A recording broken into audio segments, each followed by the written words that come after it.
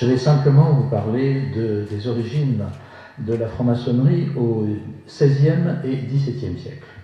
Alors officiellement, la franc-maçonnerie moderne, qu'on appelle la maçonnerie spéculative, est née le 24 juin 1717 avec la fondation de la Grande Loge de Londres. Mais en fait, cette maçonnerie spéculative, elle existait en réalité depuis près d'un siècle. Et c'est une secte, la secte des Rose-Croix, qui est à l'origine de cette maçonnerie spéculative. Alors qu'est-ce que c'est que la secte des Rose-Croix? C'est une association secrète de kabbalistes, d'alchimistes, de magiciens et de théosophes gnostiques qui ont commencé à se grouper en Allemagne vers la fin du XVIe siècle. Ils se sont fait connaître au début du XVIIe par des manifestes imprimés et ensuite ils ont essaimé dans toute l'Europe. Alors, quel était leur objectif? Leur objectif, c'était de réaliser, au profit de la gnose, une véritable révolution universelle et totale, aussi bien dans la religion que dans la politique et dans l'ensemble des connaissances humaines.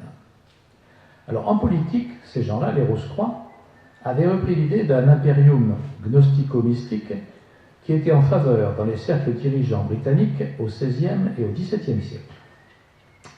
En effet, il existait de multiples convergences entre les Rose-Croix et certains occultistes et kabbalistes anglais des XVIe et XVIIe siècles, comme John Dee, Robert Fludd et Francis Bacon. John Dee était un agent des services secrets anglais, ce que l'on appelait plus tard l'Intelligence Service. Quant à Francis Bacon, il influença en particulier les milieux scientifiques, et on constate que ses idées et celles des Rose-Croix convergent.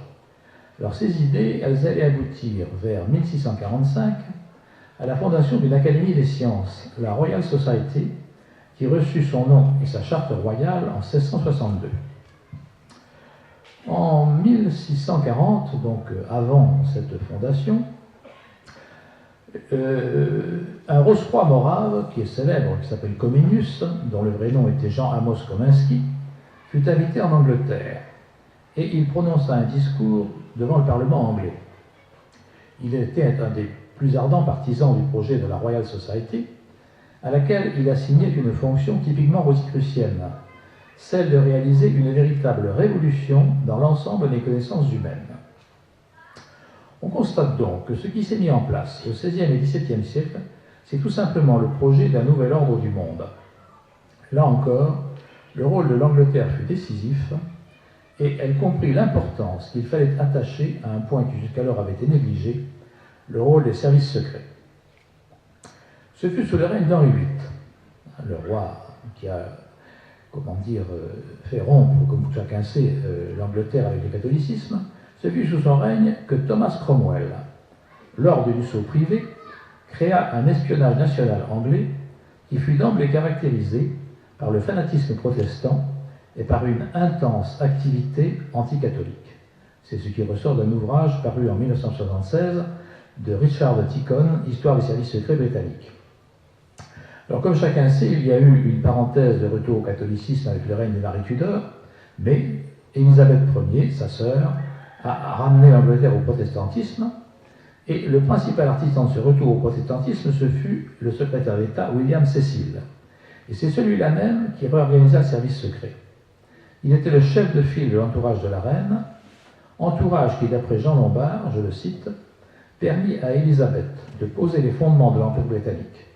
Son règne vit naître en effet l'intelligence service et les grandes entreprises maritimes, tandis que les liens financiers avec la Hollande se resserraient et que l'Angleterre, point d'appui pour toutes les entreprises des réformés, conquérait l'Écosse au protestantisme et ouvrait la voie aux Rose-Croix et à la franc-maçonnerie.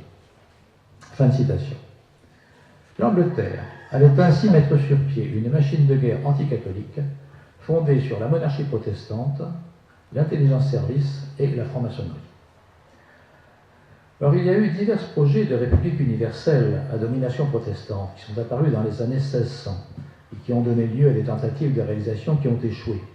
La plus connue, c'est celle qui a consisté à placer l'électeur palatin Frédéric V, qui était le fils de Guillaume d'Orange, à la tête de l'Union évangélique, laquelle était une coalition protestante contre les Habsbourg catholiques, puis à la faveur après la défenestration de Prague, qui a marqué le début de la guerre de 30 ans, a placé ce même Frédéric V sur le trône de Bohême au mépris des droits du Habsbourg catholique. On préparait ainsi, le projet était quand même très comment dire, pernicieux, on préparait en Allemagne un couloir protestant entre la Hollande au nord et Venise au sud, de manière à démembrer l'Europe catholique qui aurait été mise peu à peu sous la domination protestante. Mais, comme chacun sait, l'aventure a pris fin en 1620, à la bataille de la Montagne Blanche, où les armées protestantes furent écrasées. Les comploteurs avaient espéré vainement un soutien décisif de l'Angleterre. Ce soutien leur a fait défaut. Ils ont donc compris qu'il fallait renforcer la base anglaise avant toute action d'envergure. Et ce fut Oliver Cromwell, puritain fanatique, arrière-petit-neveu de Thomas Cromwell, le père de l'espionnage anglais. Ce fut lui qui se chargea du travail. Ce fut lui également qui favorisa le retour des Juifs en Angleterre.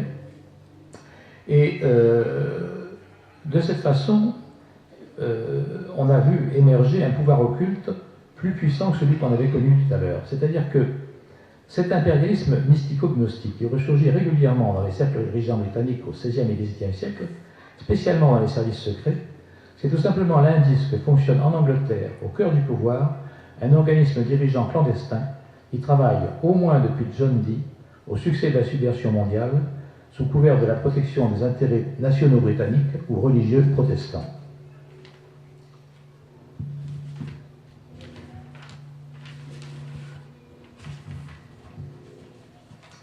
Pour réussir dans un seul pays, il fallait créer une contre-église internationale. Pour réussir, ailleurs que dans un seul pays, il fallait créer une contre-église internationale qui s'implanterait partout et qui réussirait à changer les mentalités des chrétiens. Pour cela, de même que Lénine et Trotsky créeront en 1919 des partis communistes dans le monde entier par le Comintern, les Rose-Croix anglais ont bâti la franc-maçonnerie.